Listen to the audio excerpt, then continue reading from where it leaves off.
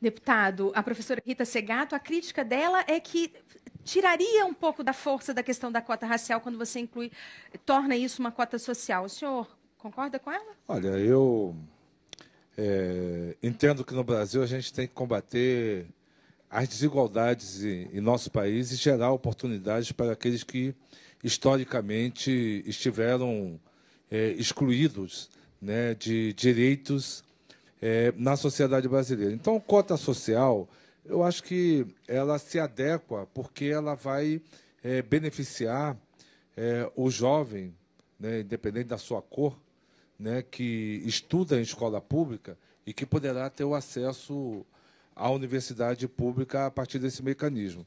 E dentro da cota social, ter um recorte racial, porque aí eu vou exemplificar da seguinte forma.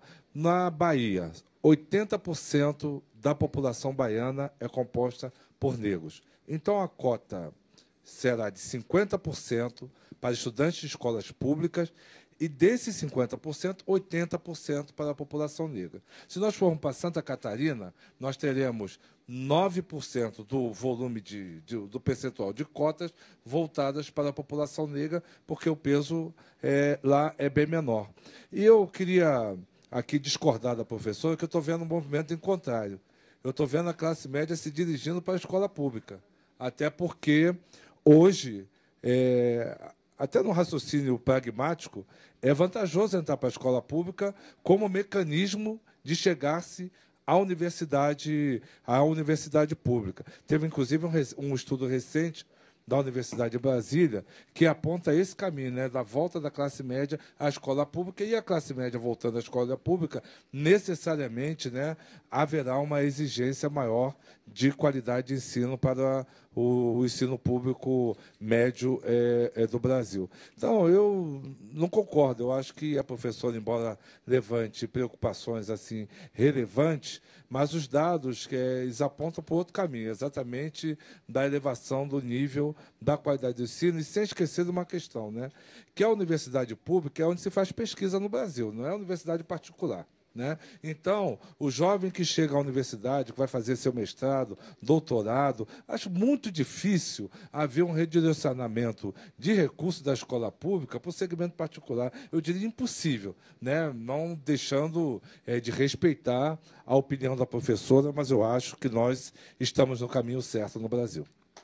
Pode fazer sua pergunta. Meu nome é D'Angelo e eu gostaria de perguntar para a professora Mônica quais são as políticas de permanência, porque, assim, na escola pública, nós temos uma grande defasagem de conteúdo. Os estudantes ficam 50 dias sem aulas por conta das greves e tal, e a gente perde muito conteúdo, e a UNB ou as universidades, elas possuem cursos que possam preparar os estudantes? Oi, D'Angelo. Como eu disse antes, nós temos experiências de diferentes formatos de políticas de permanência. Há universidades, como a Universidade Federal de Alagoas, em que existem iniciativas de cursos de reforço para estudantes que entraram através de cotas, né? Esses estudantes recebem aulas extras para aprofundar determinados conteúdos que são fundamentais para que eles consigam se desenvolver com qualidade, né? Fazer um desempenho com qualidade. Há outras universidades em que o apoio são espécies de bolsas, por exemplo, para que os estudantes possam comprar livros, os livros necessários para fazerem o estudo. Então, tem diferentes formas, né? Agora, nesse momento em que essa lei está sendo implementada, essa nova lei está sendo implementada, o MEC, diferente do que foi colocado na entrevista pela professora Rita, o MEC está ampliando o volume de recursos que vai ser destinado às universidades para garantir que haja políticas de permanência, né? A CEPIR apresentou diversas propostas para políticas de permanência que incluem não só a possibilidade de bolsas auxílio, mas também possibilidades de que haja tutoria, né? Que haja alunos que já estão na universidade, que acompanhem, né? Que deem suporte para os alunos que estão chegando, para que eles não só possam aprofundar determinados conteúdos, mas possam se situar melhor no ambiente acadêmico, né, e poderem aproveitar melhor da vivência no mundo acadêmico, né? Então, há diferentes formas, mas, com certeza, há toda uma série de esforços para ampliar os recursos que chegam para a universidade pública, para que ela receba bem esses cotistas que vão estar chegando. E eu vou aproveitar, só queria dizer uma coisa, a gente que está dentro da universidade, a gente também precisa de ações afirmativas, porque acho que é um pouco essa preocupação que a Rita coloca, é que os alunos ingressam por reservas de vagas, mas a universidade continua calcada numa lógica de exclusão. A base teórica, metodologicamente, um dos nossos livros, né, os nossos autores, quem está produzindo conhecimento neste país, ainda pensa uma sociedade de hierarquia racial. Então, é nesse sentido, quando a gente tem práticas educacionais universalistas, e a gente sai dessa discussão. Então, nisso a gente pode perder um pouco se pensar que a universidade precisa ser revisitada nas suas bases teóricas.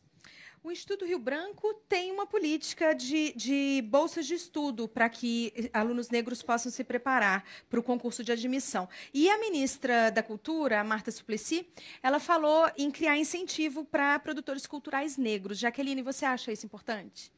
Acho muito importante, né? A cultura ela é um aspecto fundamental da sociedade, né? Ela fala de imaginário, ela constrói o racismo, ela também pode desconstruir o racismo. E o que a gente observa, a gente que trabalha com cultura, e especificamente com esse recorte étnico-racial, a gente está esperando esses editais com bastante ansiedade, né? Até porque a gente tem um histórico onde a gente não consegue acessar esses editais. Eu, felizmente, tenho uma empresa que está constituída, que tem 6 anos, que a gente já está acostumado a certas burocracias, mas a gente vê que, sabe, a minha mãe de santo, ela não consegue acessar um edital quando, por exemplo, a CEPI lança um edital, ela, sabe, não consegue acessar porque o terreiro dela não tem CNPJ, porque então eu estou na expectativa desse edital e, inclusive, de saber que critérios vão ser utilizados, porque o discurso que sempre é utilizado é vocês têm que se institucionalizar, vocês têm que buscar abrir as suas empresas, vocês têm que saber quais são essas burocracias e cumprir com elas. E o que a gente espera, na verdade, um edital que considere as especificidades da nossa cultura negra, que edital que vai abrir e que vai considerar o saber oral, que vai considerar que, por exemplo, um Ogã, que é uma figura que toca atabaque dentro da religiosidade de matriz africana, ele não é um músico, então ele não precisa de carteirinha da ordem dos músicos, como em muitos casos é exigido para ele. Que ele tenha essa carteirinha, que ele apresente, que ele tenha uma anuidade, que ele faça parte de uma associação de direitos autorais e, tipo, sabe? Então a gente espera esses editais não só que eles saiam, mas que eles realmente cheguem onde eles têm que chegar. A gente tem pergunta na plateia. Meu nome é Samanta.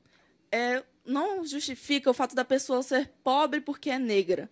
Então, eu acho que devia essa parte da cotas para negros ser, sim, pela renda, não somente para negros, porque nem todo negro é pobre. Samanta, a lei, na verdade, agora, né? Antes era uma cota racial, agora é uma cota social, então essa sua preocupação, ela, né, vai atender a escola pública.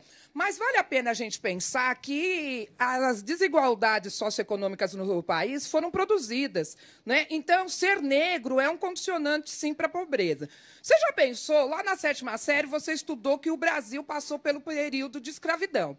Você já pensou que foi o dia 14 de maio de 1888? O que homens e mulheres negros, após a abolição, estavam fazendo? Estavam sem emprego, sem direito à terra, sem direito à educação. Quando o Brasil abre as portas para os europeus, ele tem uma restrição, não para africanos e não para asiáticos. Significa dizer que este grupo lhe foi negado o direito à educação e ao trabalho. Isso criou um desnível entre o grupo dominante e o grupo de indígenas, o grupo de negros. Então, a gente precisa pensar que as cotas agora serão sociais, mas ainda dentro desse universo, o componente racial é importante, porque nós vivemos em situação de desigualdade. Se você perguntar para qualquer negro nessa sala se ele já passou alguma situação de racismo, independente da classe social, ele vai te responder com certeza que sim. Eu aposto meu salário de professora, que é bem pouquinho. Não, e eu vou encerrar o programa aqui com um deputado que certamente também sofreu o racismo quando chegou aqui na Câmara dos Deputados. Aqui, eu diria que não foi, assim, não houve nada explícito. Mas quando eu cheguei na Câmara, eu fui vereador desde 88. Minha primeira eleição foi em 88. Aí, uma vereadora lá, que não cabe colocar o nome aqui, me entregou um pandeiro, né? Falei, pô. E depois, numa festa dos vereadores, essa mesma vereadora, eu estou sentada, veio e sentou na minha perna aqui. Aí eu falei, bom, não sou aqui, não vim aqui para tocar pandeiro, não vim aqui para sambar, eu vim aqui para fazer um trabalho que eu acredito, né? Um trabalho político que eu acredito. E foi assim um processo, né? Para a gente se impor e ser respeitado na Câmara Municipal. E hoje eu acho aqui na Câmara Federal, se há resistência, eu creio que existe aqui ou ali, mas não é de uma forma tão explícita quanto era. Eu só queria colocar um negócio que o Serjão colocou aqui, nesse negócio dos ambientes que a gente anda. No passado, eu estudei em escola pública no tempo que a escola pública, né, tinha um padrão de excelência. E era um dos poucos negros que estudavam, fiz o ginásio naquela época e o científico. E meus colegas diziam o seguinte, o Edson é negro, mas é um negro de alma branca, né?